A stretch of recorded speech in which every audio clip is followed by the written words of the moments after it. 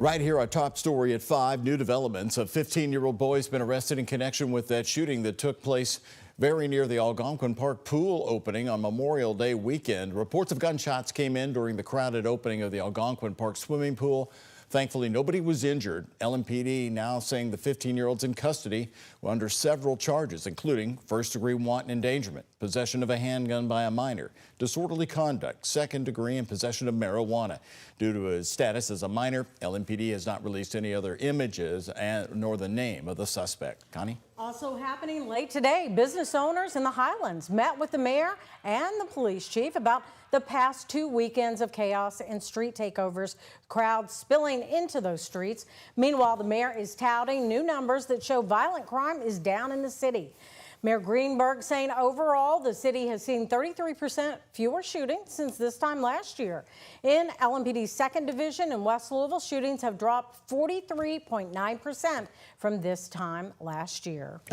And joining us now live, we're pleased to welcome the Metro Police Chief Paul Humphrey. Chief, I want to talk to you about the 15-year-old's arrest in just a second. But first, you just came from that Bardstown Road meeting. What did you tell the business owners that's going to be different for this weekend? What's your game plan? Well, the business owners and the residents in the area are understandably upset, just like you would if it was your neighborhood, any other neighborhood in the city.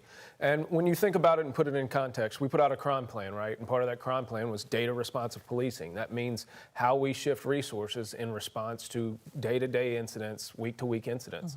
So obviously what we did last week didn't work. We put extra people out there. We're going to put even more resources out there this week.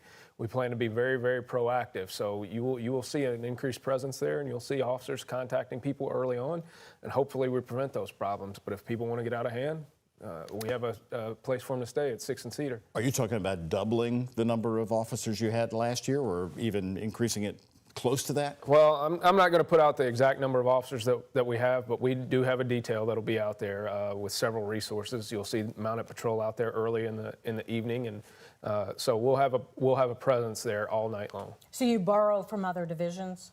Well, so this will be some borrowing from other divisions, but no other division is losing any manpower for this. This is all overtime staffing. What about the parking lot plan? I know you all early on had talked about blocking parking lots. That was for last weekend. Did that take place? So just about every business over there with a parking lot has a no trespass waiver that's on file, which means that we can go on their lots, enforce people being on their lots, lock people up, tell them to leave, tow cars if we need to. So we'll make sure that those lots are kept clear, and so none of those problems get out of control. There's been a lot of talk about the businesses that stay open late. I know the most recent incident happened around 3 a.m., maybe making the hours till 2 a.m. Did you all talk about that at this meeting? Would that be helpful to police? There's a lot of conversation around zoning and ordinances and things like that. That's not my purview, so I really don't have control over that. What I can tell you is that we're going to enforce the laws that are there, and if people get out of control, we'll take care of it. Chief, what have you learned about why this is suddenly happening? 2 weekends in a row. Last year, of course, you were so busy with street racing. Now it's these pop-up takeovers, it seems.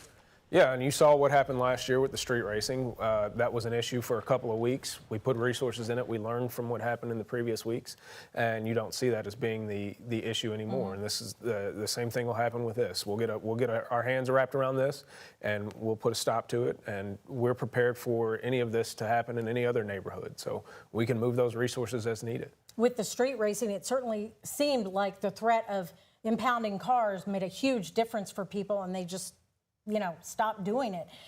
Does there need to be some kind of threat for the folks that are involved in what's going on now in the Highlands? Well, I mean, the hope is that you follow the rules.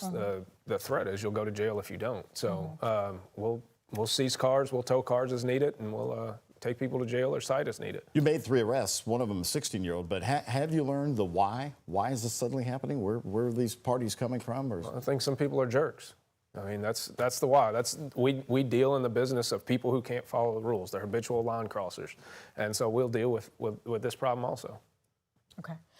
Let's talk about the arrest of the 15-year-old at the Algonquin pool. How did that come about, if you can? Well, it came about through good investigative work, right? So we had resources out there that day that were keeping things under control as much as possible. We made a a lot of contacts with a lot of people that day, and then obviously following up with, you saw things on camera and things like that. So the cooperation of CID, our Criminal Interdiction Division, Second Division detectives, all of that work, the Real-Time Crime Center, that's what investigative work is about being able to track down who did what and when and put a face to a name. And now ultimately we've taken one into custody, and I would expect that that won't be the last arrest that comes out of this, though that's the only shooter in this situation. And then you were able to release that photo. Right. What is the 15-year-old doing right there? What kind of weapon is he holding? I'm not sure the exact weapon that he has in that, but it's a weapon that regardless of what it is, he shouldn't have it, right? So he's 15 years old. And this is something that we have to get our hands on as a community. And unfortunately, you know, I understand this is a kid, but this is no joke, and so we have to treat this as serious as the behavior is, not just treat what is a kid, but we're talking about people who can die over this type of behavior, and they need a kid like that needs to be kept away from people that he can hurt. Not just for the people that he might hurt, but that kid's the next victim. Let's not put any, let's not mix words on this. That kid's either going to kill somebody or get killed. There's no two ways about it. If he doesn't change what he's involved in, he will be dead in the next couple of years, or he will be in prison for the rest of his life. You have always encouraged people to give tips, and for a while people seem to be hesitant. Have you seen a change yet, and did it work for you in this case? I know we got a lot of calls and a lot of information about this case. I can't say if that was particularly what broke this case, but the increase in tips have been very, very, very helpful. Call ahead of time. There's some people that said that they talked to the police ahead of time.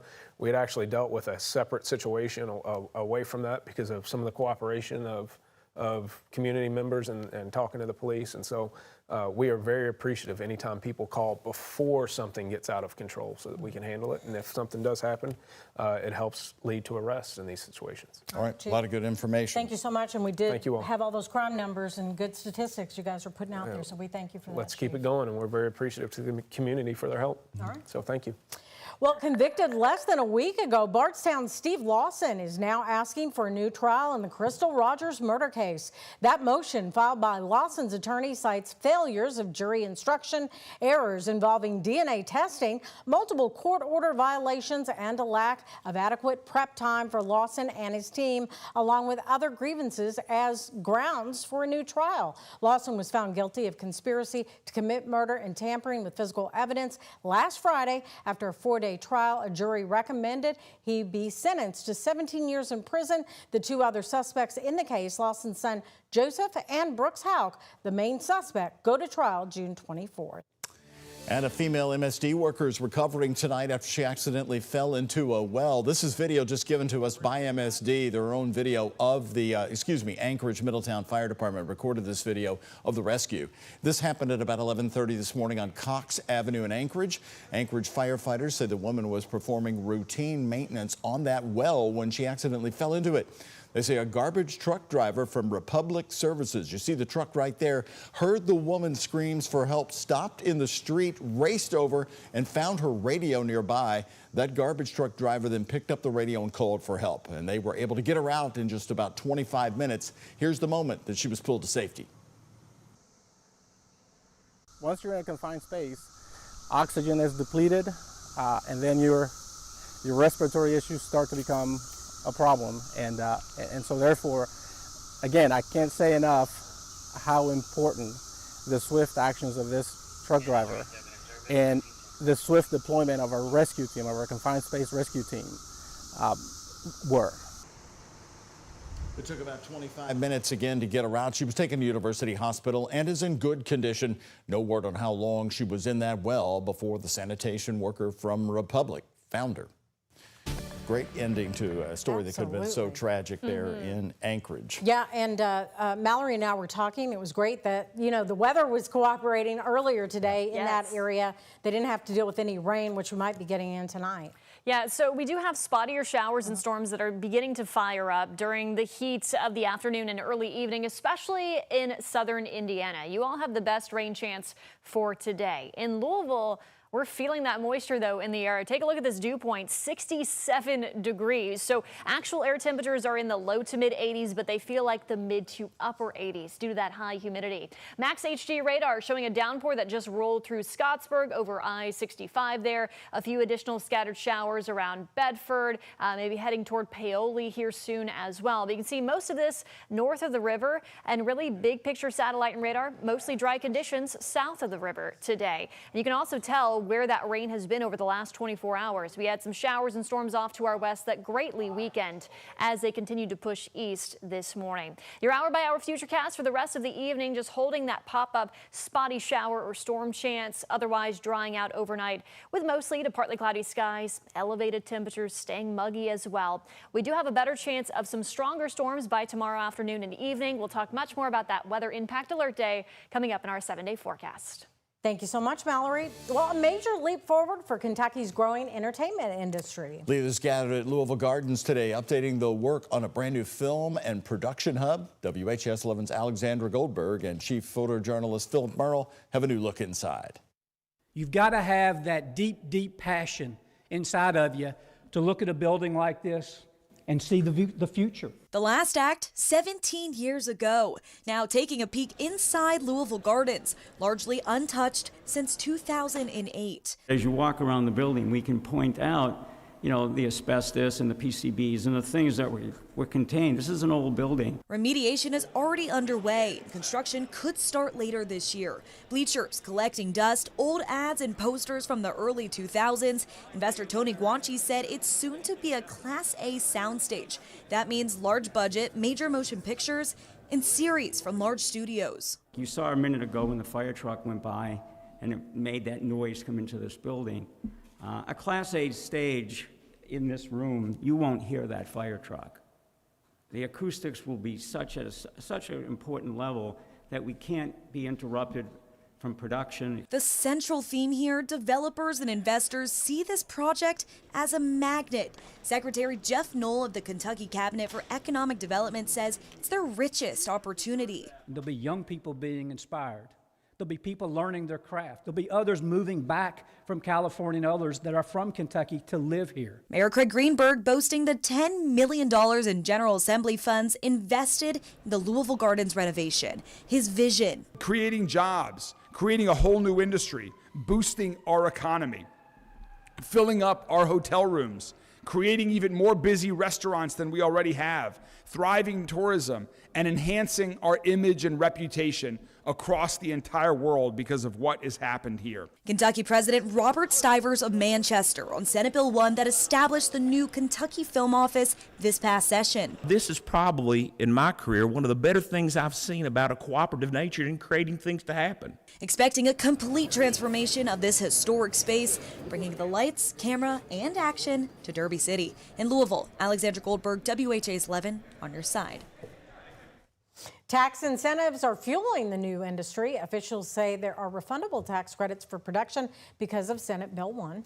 Investors say once they receive the tax credits they requested, construction on the facility can begin. And they say that'll be as early as the end of the year.